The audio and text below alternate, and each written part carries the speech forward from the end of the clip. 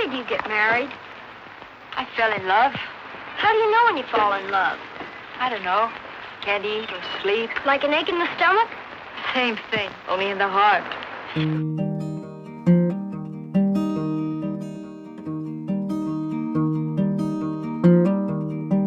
Everything I do now is an exploration of myself. And I have come to the idea, more strongly than ever, that what I have to paint about all my life, the whole voyage will be this long trip into myself. If next week this country did collapse, but on the very day it collapsed, you met your absolute true love, you wouldn't give two hoots about the bloody place collapsing, would you? In some cases there was very much of a breakdown between the distant, the mass-produced, and the personal experience. My problem is creating now, is creating beauty, is creating something which has to do with you, which has to do with now, which has to do with bombs and everything exploding and the end of the world. I would show everything. My heart, my pain, love, laughter, tenderness. Pop art is talked about as being cold and distant from the individual or the producer. But I think what this exhibition proves is that pop art was a very personal pursuit. I prefer neon light to daylight. I prefer neon light to sunlight. What neon is saying is life is colorful, life is joyful, life is full of donuts and soda fountains and milkshakes. Billy Apple was an artist born in New Zealand as Barry Bates. And in 1959, he came to London. He studied graphic design at the Royal College of Art. But what Apple did that was really quite special is in 1962, he changed his name from Barry Bates to Billy Apple. He made himself the commodity. He made himself the brand. And then he began to tell the story of that brand, as with the work behind me, which is A is for Apple. It's almost going back to the most basic aspect of language, a children's book where you learn the alphabet, but it also captures the simplicity and the emotional, psychic appeal of advertising. And what Apple was fascinated in doing was how does one apply that to oneself, to one's own practice, to one's own being.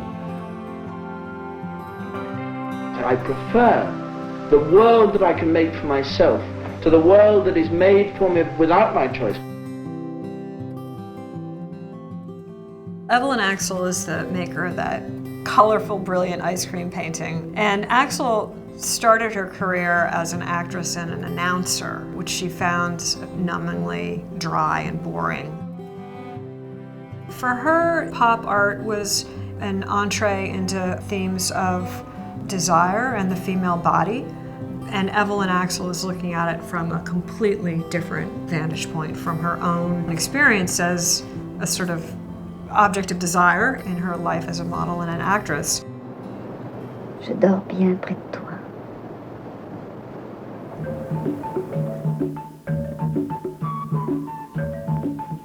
Buenos Aires was an incredibly radical place when one thinks of art in the 1960s. La Menasunda, which means mayhem, was a happening / experience / installation produced at the Instituto Torquato di Tella in 1965 by Argentine artists Marta, Minujín and Rubén Santantonín. They had many collaborators also, and in effect what it was a giant immersive space full of about 8 rooms, each of which created different experiences for the 8 people at a time that were allowed to move through the installation. There were smells, there was neon walls, there was, most controversially, a bed with a man and a woman in it, which was considered pretty scandalous. Un hombre y una mujer acostados sin hacerse el amor. Pocos o muchos segundos que pudieron estar cuajados de emoción. A number of artists very much wanted to distance themselves from the idea that they were creating a personal mode of expression. And that's where you look at someone like Andy Warhol and you see that he would take the most disturbing images and he would render them in a way where the psychic force of the picture itself was somehow neutralized by how he was repeating it and screening it and layering it and just blurring it, almost like it was becoming a dream, distanced by time.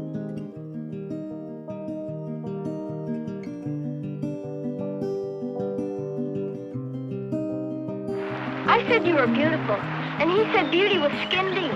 Who did? My dad. He said it was an old saying. It's an old saying by an old crow. The legacy of pop can still be seen in contemporary art and in contemporary culture. It's extremely conscious of the powers of representation. What is made visible through culture and through society is partly what shapes who we think we can be and who we really are.